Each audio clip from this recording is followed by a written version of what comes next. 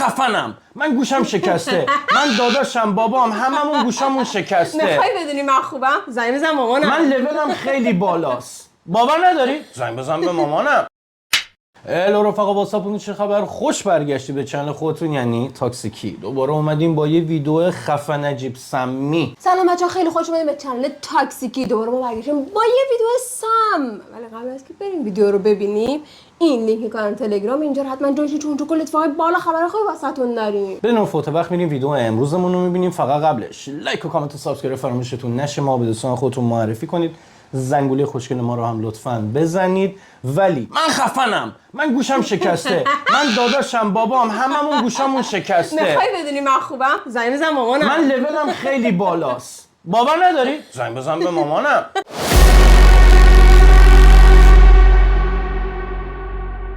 ویدیو امروز ما در مورد عشق ابدیه. قطع به یقین حتی اگه نگاهش هم نمی‌کنید تو اکسپلور بهش برخوردید. آقا من خودم اولش صفر کرده بودم، من اینو نگاه نمی‌کنم فلان. شما هم شل کنید. اولش هممون یه سفتی داریم. ببین پر فتنه است. پشت هم حرف میزنن، واقعا هم حرف میزنن. سناریو نیست.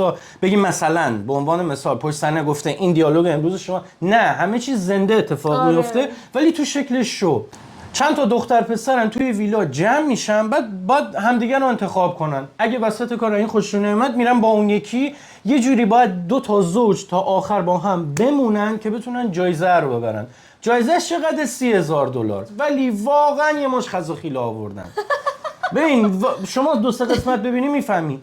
یکیشون من گوشم شکسته، من همش سرم رو تشک کشتی بوده، داداشم بابام هممون گوشامون شکسته. جلو مایی که سرمون به تشک خورده زن نباید اگریسیو بازی در میاره. علی گندگو تو خالی فیک ادا، هیچی بارش نی، عشقشو داره علمشو نداره. نفر بعدی این داستان ماهرخ عشقش اینه جاپای گندم بذاره. قطعا سفیسیگجی شما میشناسین. بالاخره گندم یه برندی شد، یه زنی بود اومد رپ گنگ دوست داره عده گندم رو در بیاره. شما چطور عاشق کریستیانو رونالدوی گل میزنی شادی گل میگی؟ اینم مدلاش شبیه گندمه ولی خواب گندم هم نمیتونه ببینه. نفر بعدی کیه؟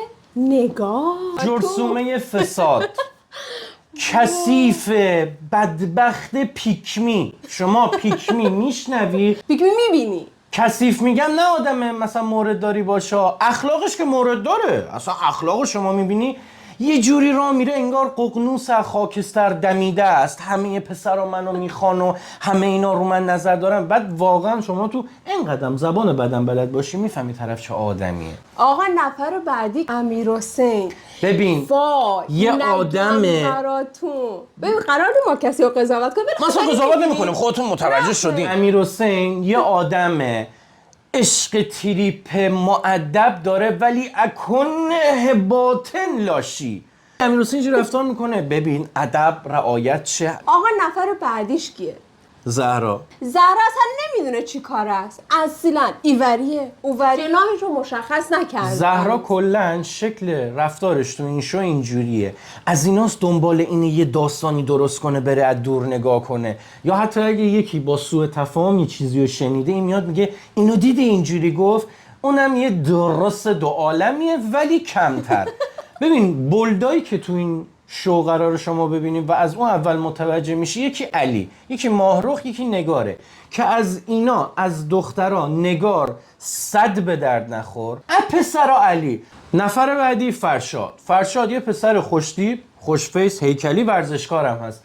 بچه ساده است، یه خطک ریزی داره ولی پخته تر از این جمعه. نمیاد وسط بگه دیدی اون یکی چی گفت، بیا این حرفو دنبال زد. نه، دور نشسته یه لبخندی میزنه ولی نسبتاً پرستیژش بهتر از ایناست، پرستیژ رفتاری.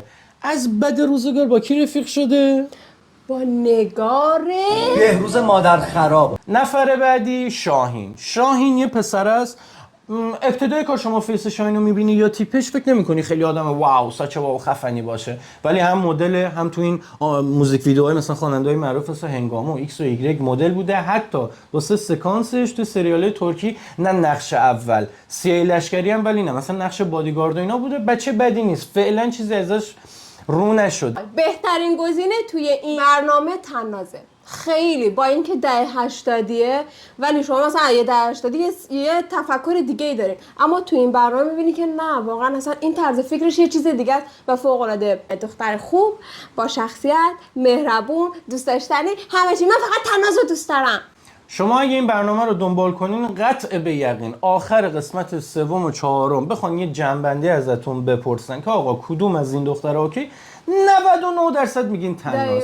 بی شیله پیله، بی حاشیه، مؤدب، سنگین، اصلا بهش نمیخوره دهه 80 باشه. کلا تو این اکیپ کسایی که روز اول یه نفر رو انتخاب کردن و گفتن آقا من تا آخر با این شخص میمونم، کیا بودن؟ یکی تناز بوده، دومی فرشاد. یعنی از روز اول گفتن آقا من این شخص رو دیگه انتخاب کردم، اگه دوست داشت عوضم کنه، اگه نه بهترینم از این در بیاد تو، من کسی دیگه رو انتخاب نمیکنم. میرسیم به نفر بعدی، سیاوش یه آدم نسبتاً یوبس، کلا خونسا، یه گوشه میشینه نگاه میکنه به حرف اینو میخنده. الانا داره یه مقدار آتیش میاره و میبره، قبلا اینجوری نبود. چند قسمت اول مینشست اصلا صدا از دیوار میومد، اون صدا در نمیاد. حالا ببینیم جلوتر میخواد اینجوری بمونه، بدتر میشه نمیشه نمیدونم، ولی روز اول همه میگفتن وای چه پسری گوگلی و کیوتی، چقدر ساکته. الان یه مقدار داره رو میکنه داستان چیه.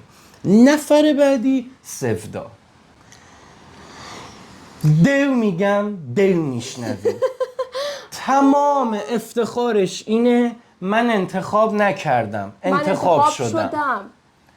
چون توی 5 تا دختر اولین پسری که اومد اینو انتخاب کرد میگه من انتخاب شدم، من نگفتم فلانیو میخوام. این شده مدال افتخار سفدا. حالا پارتنرش که امیرحسین، همون به درد نخوره نچسبه. حالا میبینی. نفر بعدی میلاده. آقا معلم به قول خودشون زبان انگلیسی درس میده، عشق موتورکراس و سافاری و این حرکت‌های رمسواری این ور اون ور. خیلی هم بچه مؤدبی به نظر میرسه، بی حاشیه ترین، بی شیله پیله ترین، مؤدب ترین، سر به زیر ترین شخصی که میشه توی اون برنامه مثال زد میلاده.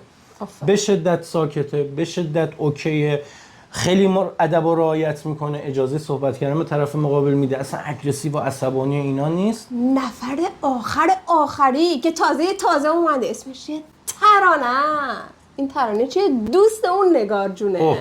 آره یهو اومد داخل، نگار تا از توی تلویزیون دیدش، گفتش که این رفیق منه. رفیقش اومد چیکار کرد؟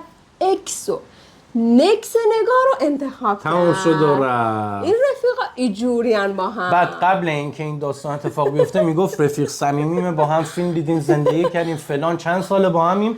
دعوا که بالا گرفت چون این نکس و اکس اینو انتخاب کرده بود، یهو نگار برگشت گفت تو خودت هم میدونی ما کلا 7-8 ماه هم دیگه رو میشناسیم، که اونم خیلی با هم نبودیم دیگه. زدن تو تیپ و تار هم. الان رفیق صمیمی‌ها سر پسر دعواشون شده.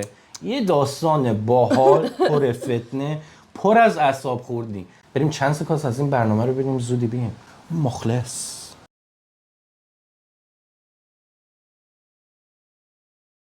بهتر از من اگه باشه قطعا ورژن 1 سال بعدم. ماهرخ که عشق اینو داره بگه من رپر گنگم و خیلی سرشناسم. همش اینو میگه من خیلی سرشناسم و من کنسرت گذاشتم و چند میلیون نفر اگر میان این برنامه رو میگه. اینا تو شو میشنوید این صحبت ها رو، به خاطر نصفش به خاطر دیدن منه. روک تا قبل این برنامه نه اسمشو شنیده بودم، نه موزیکاش به گوشم خورده بود، نه حتی تو اکسپلور. ببین ما یه کسایی تو اکسپلورمون میاد خدایش یارو خودش ویدیو خودشو نداره تو گوشیش، ولی ما داریم. من واقعا این دختر رو ندیده بودم، جدی دارم میگم.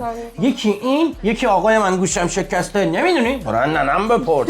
یکی هم اون ای واتساپ علیم از کرک. ببین من چون خودم گوشم تو کشی شکسته، اصلا نباید که واسه من اگریسیو بازی در بیاره. حالا نه تنها خودم، داداشم و بابام ببین متوجه شدیم من گوشم شکسته.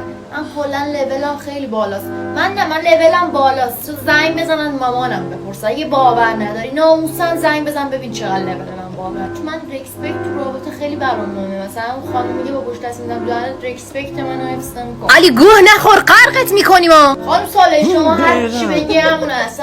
فازو چی برمیداری؟ بابا فکری کیه سیناموسن؟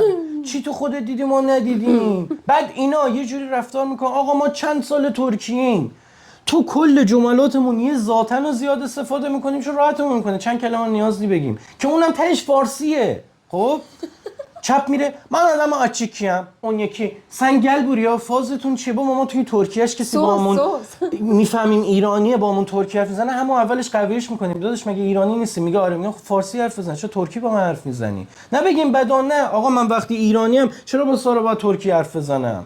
خنده‌دار نیست. حالا ترکیه چی؟ فقط یک کلمه مثلا اینجا بعد لحن و لهجه‌ای که استفاده میکنن خیلی مسخره است.